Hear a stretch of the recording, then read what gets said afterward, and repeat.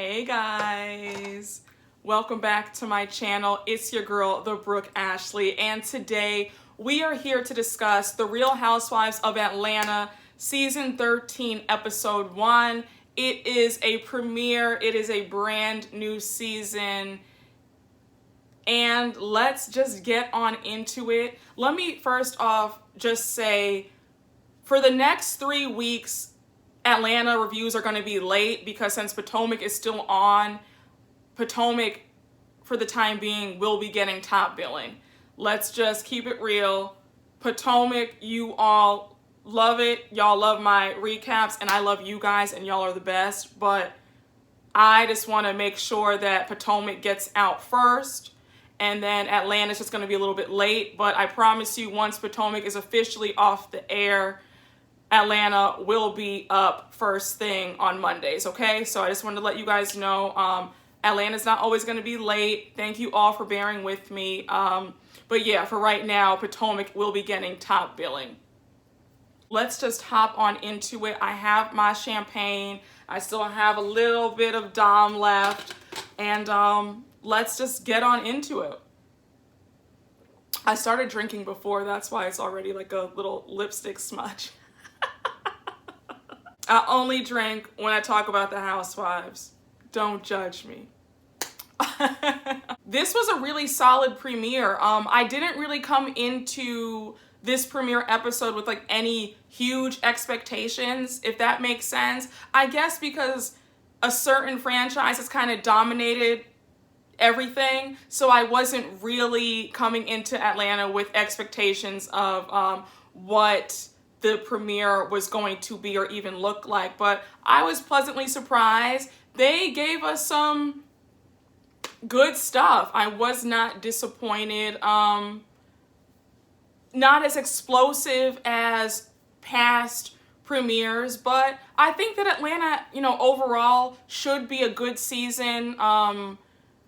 We've heard a lot of the drama going on with the cast shakeups. A whole legend who was on since season 1 is no longer on the show. So we're gonna see how it goes, but hopefully it's gonna be a less volatile season than a certain franchise, okay? We start off seeing the ladies all talking in their confessionals with the producer, and they are asked about how they have been dealing with COVID. And we see Kenya started off by saying that COVID has been really hard for her. It's been difficult, and she is really struggling with it, not being able to travel, everything being closed. It's felt like a prison to her. And I think that many other people can share the same sentiments because, yeah, COVID has been difficult for everybody, in one way or the other. Especially not being able to just move about freely. We have to wear masks all the time everywhere we go. Just like an added layer of just stress and aggravation. So no, I totally get it. Then they ask Cynthia how she's been doing with COVID, and she says that when COVID hit, she was in LA, so she quarantined with Mike and Mike's daughters and her daughter in LA. And, spending quality time with them, but just spending so much time with them, not being able to go anywhere, it's been challenging. But she said that when she saw the George Floyd murder that occurred, she was like, oh no, we have to get up and we have to go out and do something and make our voices heard. And that's very commendable. We see a clip of Cynthia out at the protest with Mike Hill. It's just always good to see our people just getting up, getting out, and really making our voices heard. And especially in such trying times, especially with such a brutal murder of an innocent man, it really warmed my heart to see her and Mike Hill out there and just see how everybody as a whole is really coming together to let people know that Black lives do matter. Our lives do matter, and everybody has to know that because this has to stop. We also see Kandi talking about COVID and how she's been saddened by the murder of George Floyd as well. And she's saying that it has put some fear in her heart since she is now raising a son. And we see, you know, her with Ace. Ace is now 4 years old.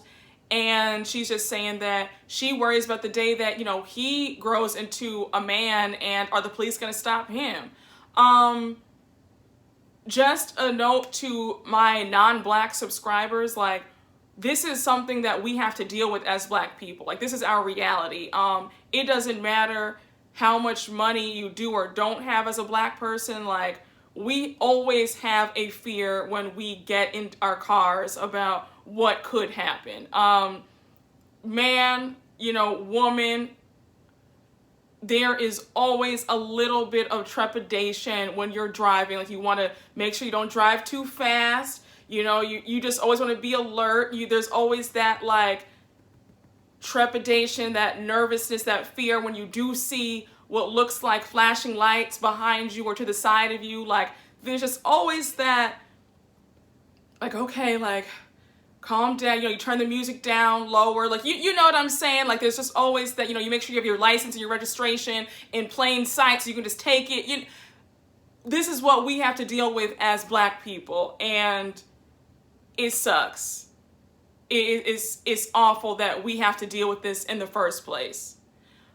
Next, we see Porsha, and she lets us know off rip that she is just outraged at the brutal killings of Breonna Taylor and George Floyd and the countless other police brutality incidents.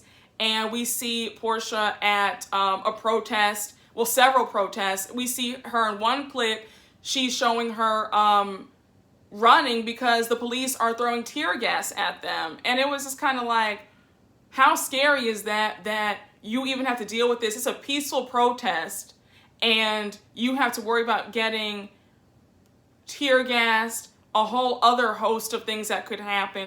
I have to say, it's really nice to see the growth of Porsha.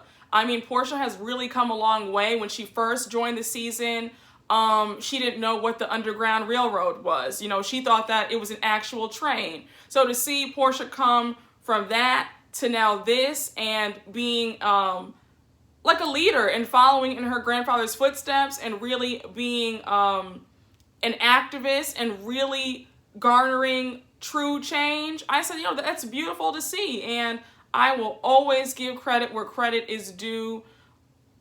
I'm happy to see Porsha out and about and making a change, because a change has to be made, and we can't wait. Like, we can't. So the next scene, we see Cynthia, and she is making a platter of some really good food. I mean, that food looked yummy. She's making some lemonade, and she's bringing it on out.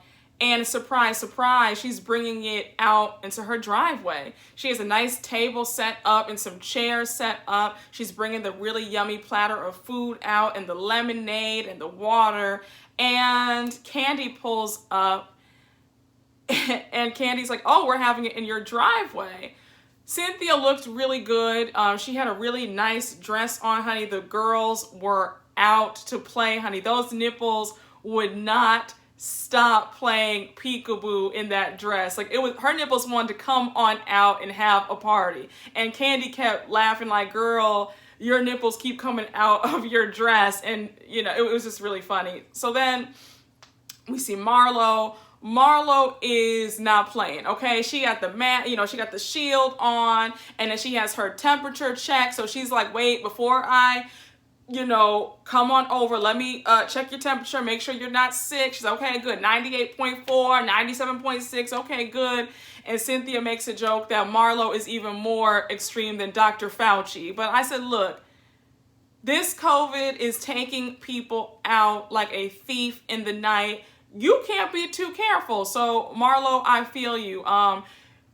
I did a video with like a what's in my bag a few months ago, and I showed y'all that I have a full huge bottle of hand sanitizer in my purse, and I have a box of masks that I can just whip out at any time, okay? So I don't play no games, okay? Because this thing is nothing to play with, all right? So Marlo, I feel you.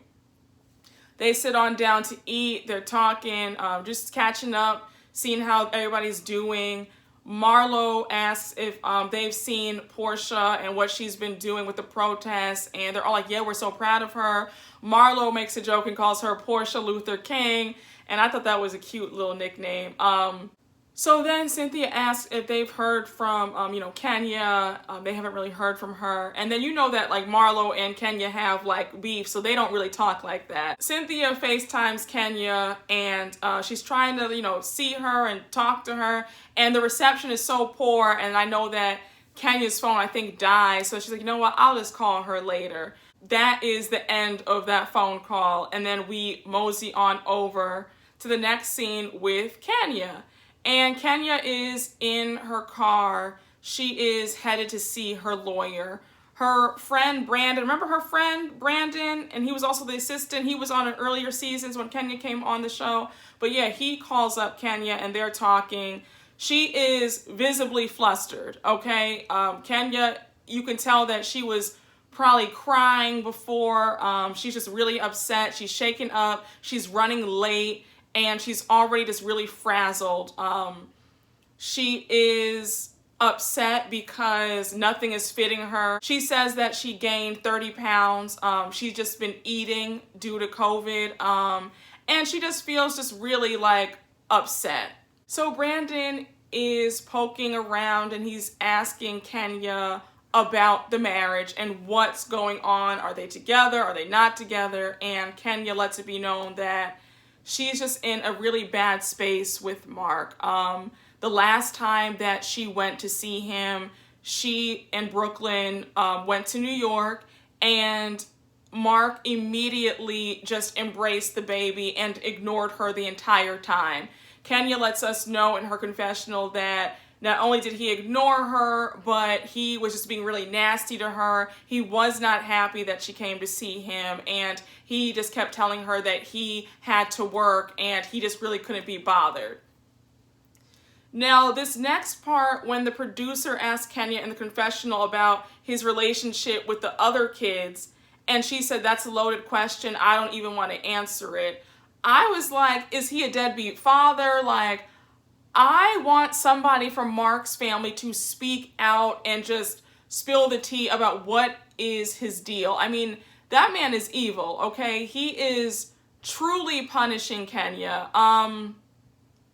Let me say that although Kenya has been a terror, although Kenya is not a kind person, although I have had some choice words for Kenya, I'm not gonna lie to you, I felt a teeny bit bad for her. I mean, she was really going through it. She's on the call with Brandon still, and she misses the stop, to get off to get to the lawyer's office, and she's just out of sorts.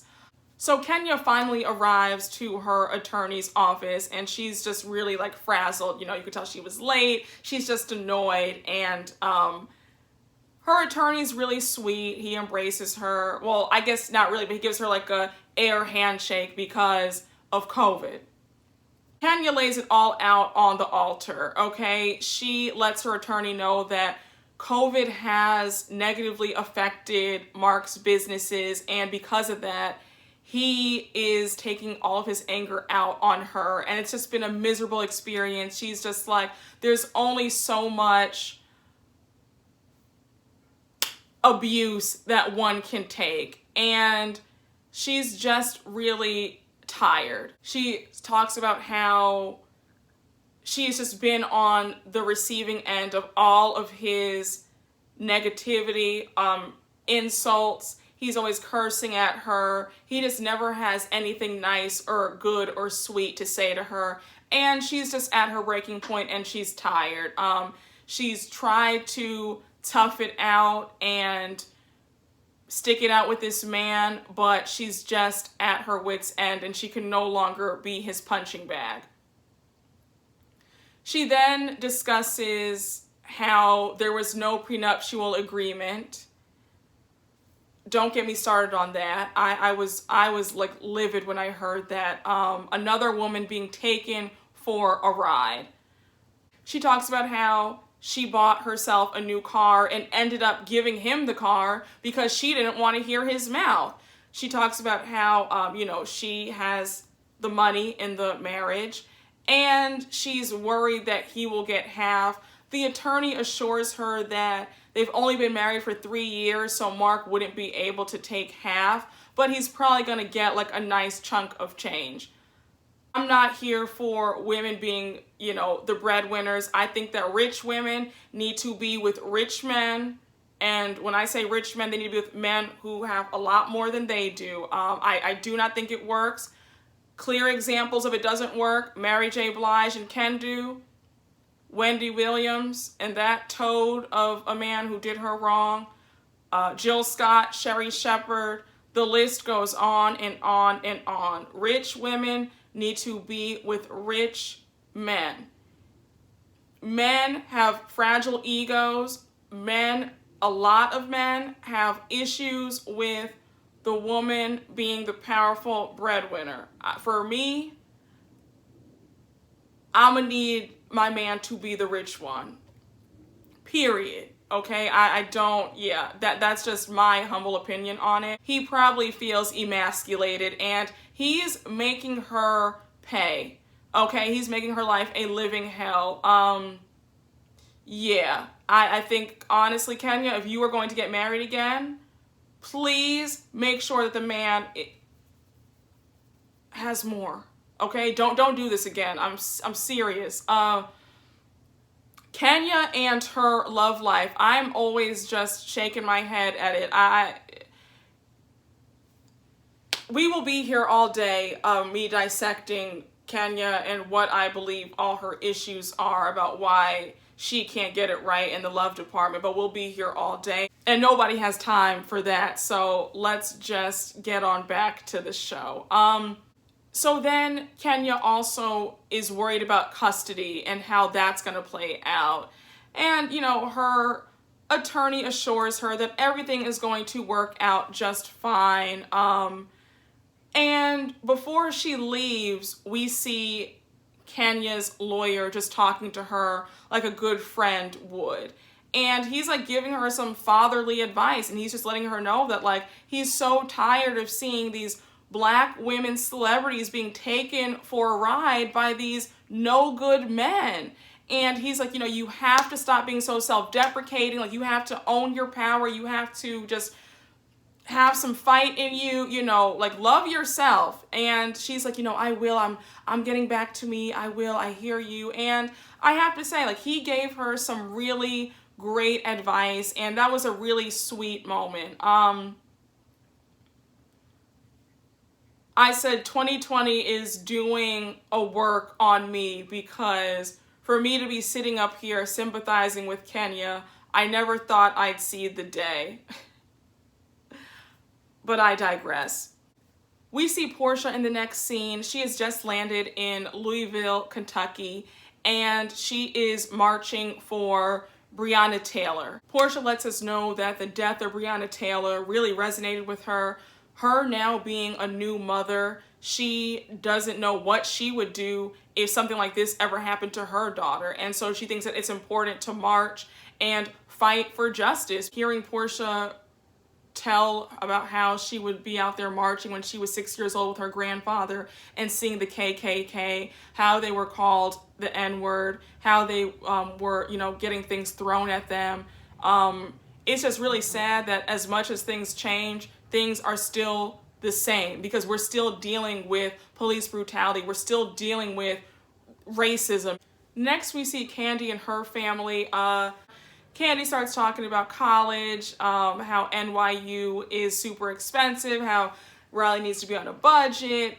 I kind of feel like Kandi's reaching for a storyline, bringing back the whole child support issue and the whole relationship or non-existent relationship that Riley has with her father.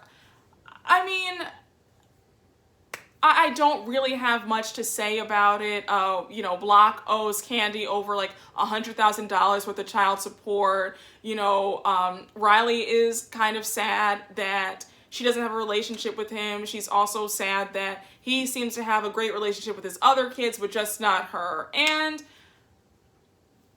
I don't really have much to add. I kind of feel like Kandi just does not have a storyline, and she's kind of grasping at straws. It's either a business storyline or it's either, you know, a Riley Mama Joy storyline. I'm just not interested whatsoever. So we can kind of move along to the next scene. We head back on over to Kenya, and she's awaiting Cynthia and Kandi. They come over. We see Kenya telling Cynthia and Kandi to put some booties on because they are going to be walking in her backyard because she wants to show them the construction of her pool and her pool house and her jacuzzi. So she's showing them. They're like, oh, it's going to be nice. It's going to be really pretty. Kenya lets us know that the whole reason why she never had a pool because Mark said he didn't want one. I said, you know, Kenya has truly met her match because when I tell you that Mark is an evil soul, he is determined to give Kenya the hardest time ever. The fact that she bought that house, paid for it in cash, and he's going to tell her that he never wanted a pool in there. I said, Kenya is what happens when desperation kicks in and is knocking at the door and will not leave you alone, because Kenya should have never gotten with that man in the first place. They go inside of the house and Kenya is asking them how they're, you know, coping with COVID. Kandi is letting them know that because their housekeeper hasn't been able to work, she's been doing all the laundry and it is hell. Kenya prides herself on being a domesticated housewife, so she was just laughing hearing them say that they're kind of struggling with the housework and doing the chores and all that. And, you know, the topic gets turned to Kenya's marriage with Mark. Kandi and Cynthia let Kenya know that they never liked the way Mark spoke to her, and he is just a true jackass. And she's just saying, you know, I know, I just can't take it anymore. Like, I knew that marriages have ups and downs and I was down for it, but I just can't really do it anymore. But, you know, she wants to make it work. She talks about how she visited him in New York and he was just really rude to her. And Kandi's kind of like, you know, he should be coming to you. Like, you know, you're the woman, you're the prize. You know, the man needs to be coming to you, not the other way around, okay? That's for my young girls.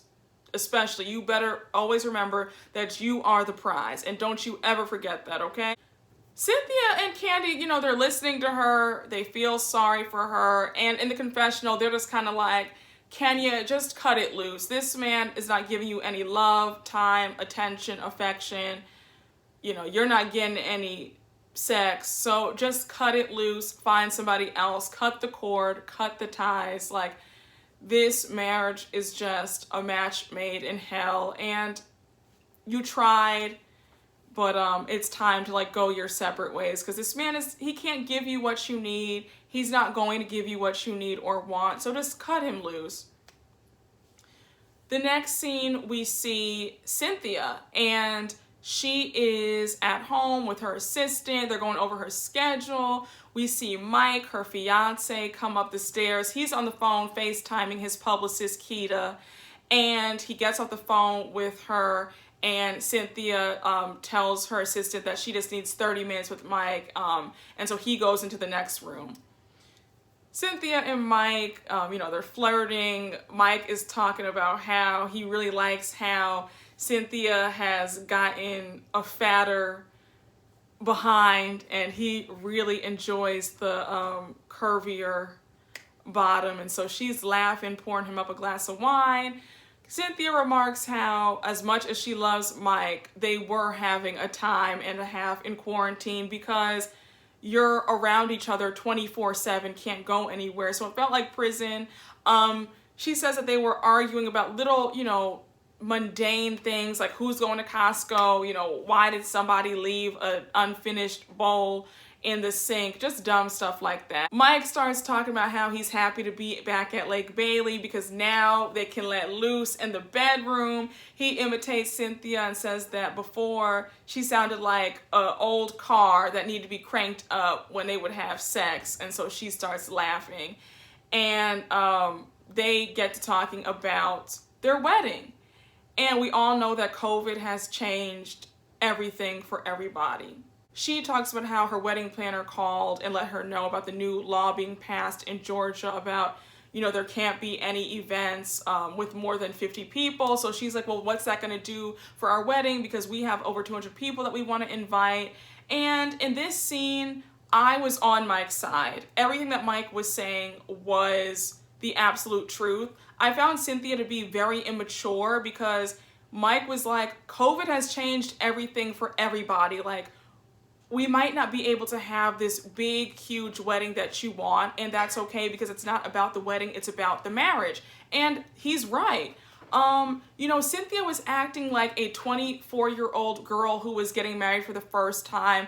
Cynthia, you're a 54-year-old woman, you're seasoned, you've been married before. I know you feel like you were gypped out of your dream wedding the first time around because you and Peter were dealing with a whole bunch of chaos and financial woes, so things were terrible the first time around, but you're marrying a great man who has millions in the bank, handsome, and absolutely adores you. I think you need to focus on just that alone. Stop focusing on the wedding. Have a party, like Mike said, after everything is, cleared up. But to see Cynthia being so stubborn about it and trying to purposely not get Mike's point, I was kind of disappointed in Cynthia. I thought Cynthia was better than that. We all have to make adjustments. Like, COVID has shown that we all just have to get with the program, and life just right now isn't the same.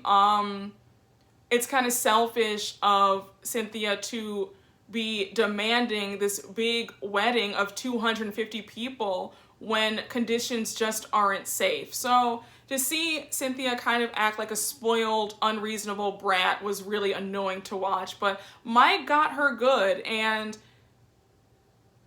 I was here for it. Everything that Mike said, I was 100% here for it. He said nothing wrong, okay? We end this episode with Kandi. She is going into her new restaurant. Her and Todd are building a steakhouse on the southwest side of Atlanta. And one thing about Kandi, she's always going to build a business. That woman is addicted to the almighty dollar. They're in the restaurant talking, her, Todd, Don Juan. She gets a call from Cynthia. Cynthia's like, have you heard the news? Did you see what happened? Porsha was arrested. And she's like, oh my gosh, I'm nervous for her, but I'm so proud of her. And then we see Porsha at the very end of the episode. She was arrested, and then she was released from jail with her and the other protesters. And so she said that it was a life-changing experience in that cell with the other protesters. You see pictures of her. She is with Breonna Taylor's mother, and she also is sharing a hug with Breonna Taylor's mom. That was the episode. So you guys know what time it is. Drop down in those comments. Let me know what you all thought. And as always, don't forget to like and subscribe as well. And I will see you all for Salt Lake City. It never ends. I'll see you guys later. Bye.